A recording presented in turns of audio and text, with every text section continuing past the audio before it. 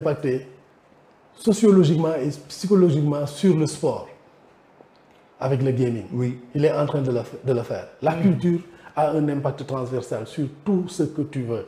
Sur tout ce que tu veux. Et je pense que c'est là où le département doit gagner en allant pas seulement signer des conventions, oui, mais mettre en place un plan d'action avec des ministères comme le ministère du sport, le ministère du numérique, le ministère de l'action sociale, le ministère du commerce, du travail, etc.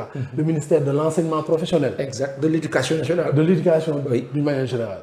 La culture doit être au service de ces départements-là parce qu'elle est transversale. Elle peut apporter à la construction, elle peut apporter à la communication. C'est un moteur. Tu vois ce que je veux dire? Non seulement un moteur de communication, mais un moteur de créativité. Parce que la culture est inventeur.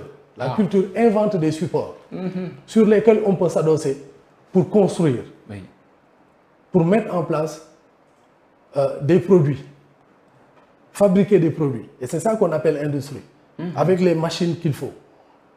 Et on a rigolé hein, quand on a dit font des cultures urbaines et des industries créatives. Mais tu sais pas, Hassan, une machine dans ce qu'on appelle le monde des arts numériques, pour faire du gaming, la vidéo, une machine seulement peut coûter 1 milliard de francs. Une machine? Oui. Pour faire le gaming? Oui. 1 milliard de francs? 1 milliard de francs. Demande à El Hadjman combien coûte son projet. Oui. À 1 milliard de francs. Vous mettez en place un fonds qui s'occupait du social et vous l'adossez à l'industrie. Et vous n'avez pas 1 milliard de budget pour ce fonds-là. Wow. Vous allez me dire que non, la direction qui va être implantée, qui est une direction générale, va être dotée de moyens. Mais quels moyens? Non, non, non, non, c'est pas comme ça. L'industrie n'a pas été pensée comme ça, réfléchie comme ça. Voilà. Je pense que nous devons dellu ci fondamentaux yi nga xamni mom le politique. Mais Ousmane, est-ce que y a wax ak l'autorité, la tutelle, etc., avec les personnes concernées, les ressources par rapport à toutes ces idées-là? Est-ce que tu sens que ça va aller dans le bon sens? J'ai eu le privilège, je dois l'avouer, d'avoir reçu la visite du ministre Alioune Sow quand il a été nommé. Oui. Je fais partie des premiers qu'il est allé voir dans ses bureaux. Oui. Il est venu chez moi à la factory, il nous a rendu visite, on a discuté. Il y a eu beaucoup de sympathie. Et il a fait aussi le tour de beaucoup d'entreprises culturelles. C'est excellent, une chose excellente. Il a impulsé une démarche de dialogue, de discussion. Et je pense qu'après cela, ce processus devrait continuer. L'écoute. Et de voir au niveau du ministère, du département, qu'est-ce qui a été impulsé, qu'est-ce qui est fait. Et sur la base de laquelle comprendre que l'État est une continuité. Et il faut construire ce qu'on a trouvé ici. Yegali, comme dit Macky Def. Macky Def fait un projet WAD. Il a eu l'intelligence de Yegali. Mais moi, à la Kouli Aline, voilà, moi, le ministre Aline Sow, bu ñëwee ci département bi ñu ne ko am na fi benn projet bu am solo, d'ailleurs projet chef de l'État la parce que dafa ci bëgg a tontu ay ndaw Guédiawaye yu ko interpellé woon. Projet bi commencé nañ ko tëgg mi ngi tudd Sénégal Creative Hub. Dafa war a laaj mais Sénégal Creative Hub mooy lan. Exact. wool leen ma ñi nga xam ni ñoo koy def. bu ko defee direction des arts organiser benn réunion ñu expliquer lan mooy Sénégal Creative Hub. bu gisee dayo bi daf ko war a. c'est ça daf ko war a booster daf ko war a accompagner. donc loolu la tutelle bi ñi ngi wax ak moom parce que du ñu jug ministère. ñi ngi collaborer avec sa direction des arts parce que direction des arts est sous l'autorité du ministre de la Culture.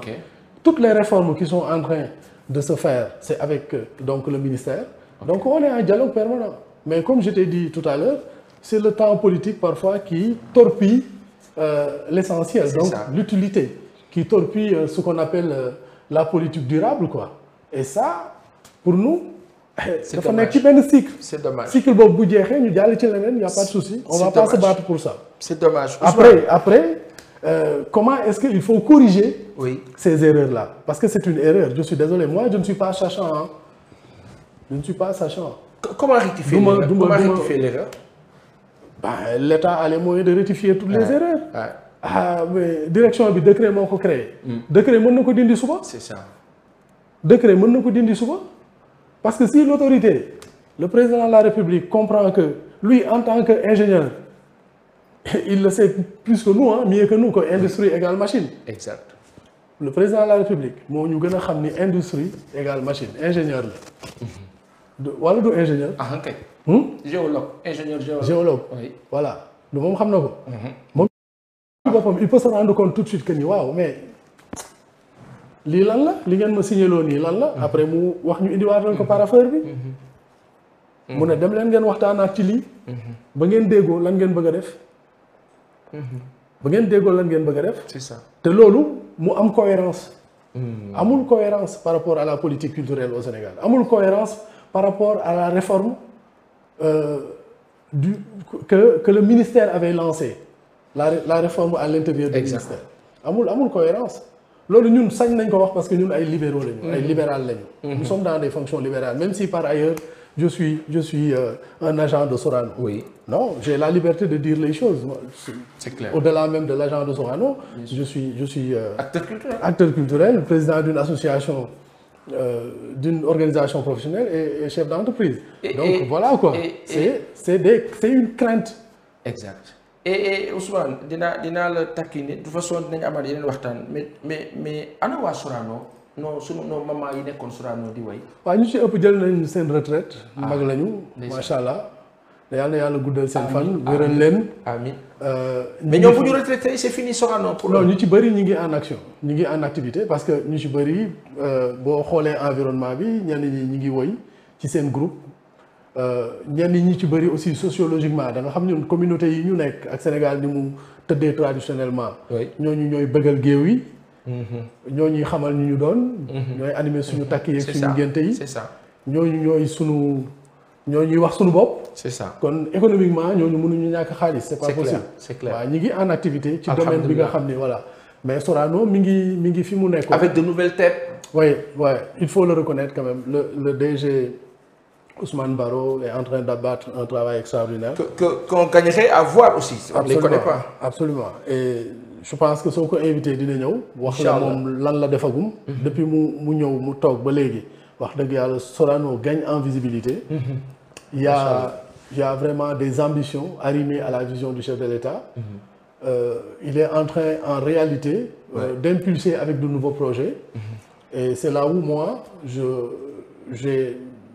joue mon rôle de conseiller, tu vois, mon rôle de conseiller parce que le métier que j'ai, qui est le métier de chargé de production, peut permettre quand même, oui, d'orienter vers des productions de qualité, d'orienter vers une politique interne à Sorano et de veiller à ce que l'agenda que Sorano propose aux populations sénégalaises soit un agenda de qualité.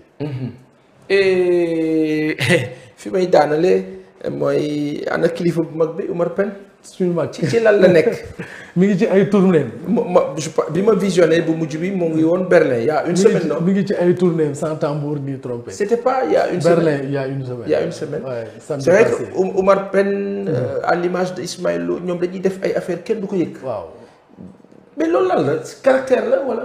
waaw noonu lañ leen bindee personnalité la c'est leur personnalité à mon avis. et puis des spectacles de haute facture dans le monde. c'est leur yoo xam ni voilà. c'est leur personnalité. exact c'est leur personnalité il faut s'en féliciter parce que dañuy jàngal beneen type acteur beneen type bu nit.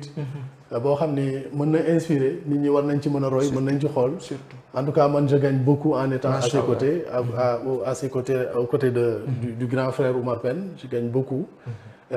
nu muy doxalee ni mu gisee àdduna nu mu doyloo tu vois mais nu mu bëggee liggéey te du ci wane wu du ci tiitaru c'est quelqu'un de très sobre bu waree wax mu wax bu waree noppi loolu am na solo. il est Oumar Pène il est am na lu ma for ci weewu bëy bu dee am na nga wax ma bu amul itam nga wax ma il est en train de beaucoup discuter avec les étudiants ça on le savait mais présentement il paraît que c'est des cours. Mais absolument. Il est l'ambassadeur itinérant pour les étudiants. Oui. Donc, depuis bi mu nekkee bi mu xamali ko ba léegi mi ngi jouer rôle am au niveau du campus social. rawatina nag bi ñu ko defee ambassadeur. tey jii Sénégal fi mu toll ak li fi jaar yëpp. boo duggee université xam nga sa yaram day daw. lu bëri yàqu woon na fa. mais bokk na ci ñi nga xam ni ñi ngi nekk di defaraat. di defaraat di waxtaan ak ndaw ñi étudiants yi di waxtaan ak rectorat bi ak COUD pour que ñu tabaxaat beneen université bu bees. excellent su ma waxee université bu bees mooy au niveau des esprits et de la mentalité. c'est ça waaw pour que ñu sauver année bi aussi xale yi mën a dem jàngi. et je crois que loolu du moom moo ko tànnal boppam du moom moo tabb boppam xale yi si boppam ñoom ñoo ko woo. donc bëgg nga dimbali ñu pour que ñu jàng. kon xale yi.